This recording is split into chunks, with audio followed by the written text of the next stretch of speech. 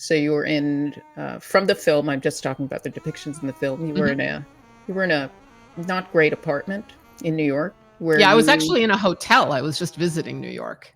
Oh, okay. So, yeah, And then it dumped by happened. email on a visit. Yeah, and that was really groundbreaking at the time. It was before everyone was dumped by email. Email was a Mm. relatively new dumping technology. Oh, Now wow. people are dumped by text and Mhm. stuff.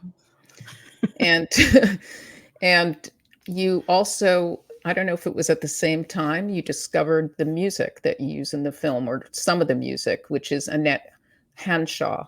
When did that come about? Yeah, well, first I was just devastated and heartbroken and staying in a friend's apartment. And it was the apartment of a record collector. A friend of mine was house sitting for a record collector, and he had Annette Hanshaw in his record collection. And my friend would play the actual lacquer discs, or I don't know if they were lacquer or vinyl at that point. And that was when I first heard Mean to Me. And of course, it struck a chord. Yeah. And I wanted to hear all the Annette Hanshaw, and he found a Canadian CD of Annette Hanshaw songs and gave it to me as a gift.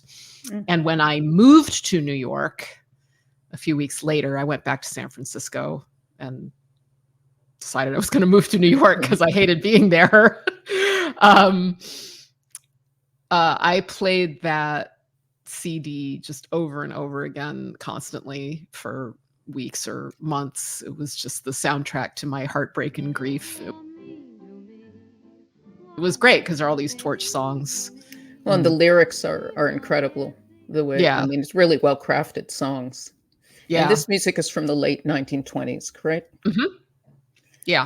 Like 1927 is most of Yeah. it, 27, 28. So I was listening to all of that and sort of trying to put my life together, and was pretty good at flash animation. And a friend of mine wanted me to teach him flash, so I did, but he wanted to do lip sync, which I'd never done before. Hmm. And I went like, oh yeah, let me try that. And I had actually, when I was in Trivandrum, I had uh, started working on what I thought was going to be a comic book, like my own Sita comic book.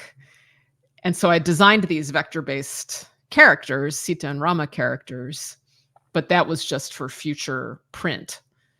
And when he wanted lip syncing stuff, I was like, well, yeah, let me just grab a mouth from something and see if I can do lip sync in Flash. And I had Sita right there. And so I did that, and I had a Annette Hanshaw recording, and I was like, let's just see what that is. And then I was like, oh my God, like Sita's singing this stuff. And I think it was a few weeks later. I was walking around mostly in a daze, but I was obsessed with the Ramayana. I was obsessed with my breakup.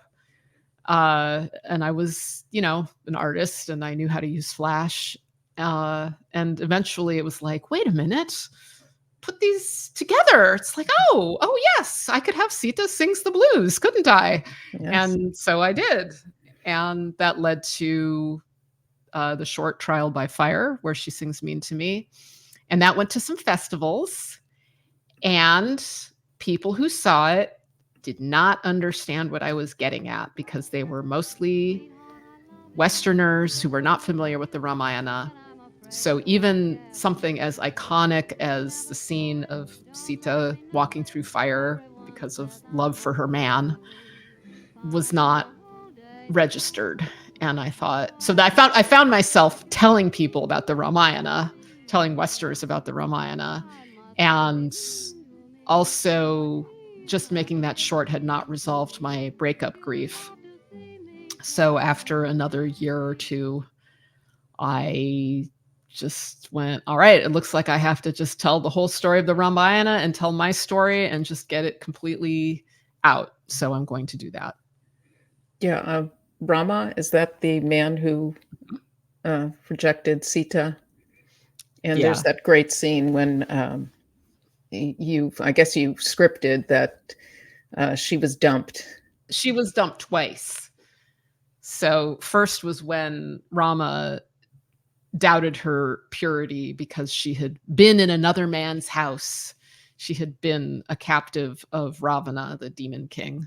So when Ram finally rescues her, he says, well, you've been in another man's house, so I can't touch you. Go away. Me. Right. And so you'll have to. Actually, that's when he banished her. Sorry. And then she says, build me a funeral pyre. And she walks through it, and she is so pure that Agni, the god of fire, does not touch her. She emerges on the other side, and Rama's like, yeah, okay, cool. She's obviously pure. I can go home with her. So they go back to Ayodhya, and he hears a launderer bad mouthing, or he gets word of a launderer, a lowly worker, is beating his wife and saying, well, I'm not like Rama. I won't live with a woman who's been in another man's house. And Ram, instead of, like, when I read that passage for the first time in the comic, I thought, like, oh, well, he's certainly not going to tolerate a peasant bad-mouthing him and his wife, his pure wife, Sita, who's proved her purity by walking through fire. He's not going to tolerate that. But instead, what he does is he goes like, oh, yeah, people are saying they're trash talking my wife. I better get rid of her. So he does while she's pregnant with his twins. And she is banished to the forest.